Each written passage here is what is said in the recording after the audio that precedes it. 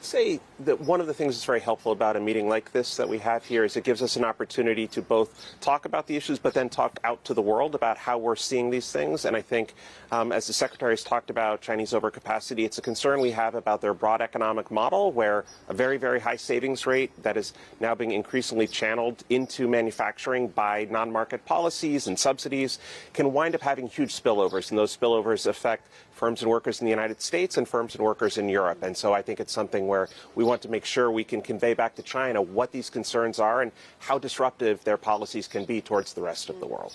But I guess one of the issues that in Europe there are also diverging views on how to handle China. So what are you hearing from your counterparts here in Europe, whether it's Germany or France? And how do you try to get into a common view and common action amongst all of you?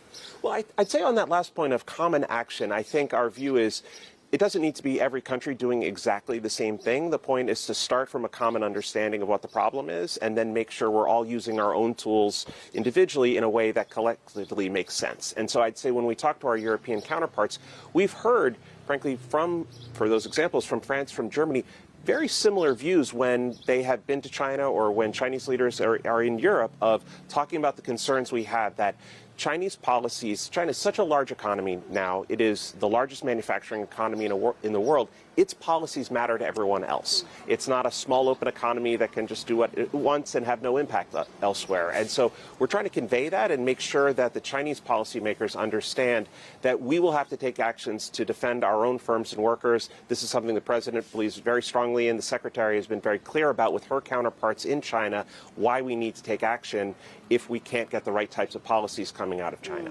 And we've heard all these tariffs being announced last week, including 100% on Chinese EVs in the U.S. They're also concerned that this tit for tat, because then China announced this plastic probe as well. So there's a concern that this tit for tat kind of action between the two blocs is bad for all sorts of reasons, for trade war, etc. But also the impact on inflation this could have. And there's this concern in the US with this inflation that's stickier than expected, that this is feeding inflation, actually. Well, I'd say that the most recent round of tariffs that were announced are actually quite targeted and strategic in their use. And so it's not something that's hitting a wide swath of consumer goods or something like that, where you would worry about it having an impact on inflation. They're far more targeted, and I think that narrow and strategic nature is also intended to avoid an explicit back and forth tit for tat where you wind up in some sort of escalation that you're worried about. We've been able to talk with our Chinese counterparts to try to make sure that the actions we are taking are narrow and they're aimed at a particular problem,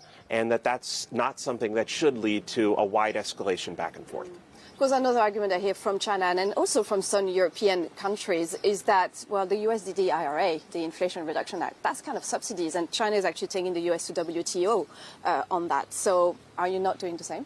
So I'd say the IRA is aimed at a very particular industry and a very particular problem. It is the most historic and important climate legislation the United States has ever passed, moving towards the goals that we have there. And I think the subsidies that are involved are aimed to try to ensure that we make the clean energy transition we need to make. They're not aimed at pushing out U.S. manufacturing to the rest of the world, distorting global markets. So I think they're also, frankly, just far smaller in scope than the types of policies we see in China and the non-market practices that very much steer funding towards particular sectors in ways that really can wind up, as we've talked about, with overcapacity that has really negative spillovers to everyone else. Chinese firms can often stay in business losing money for years. Firms in the U.S. and Europe can't do that, and so we're looking at a different type of problem, I'd say.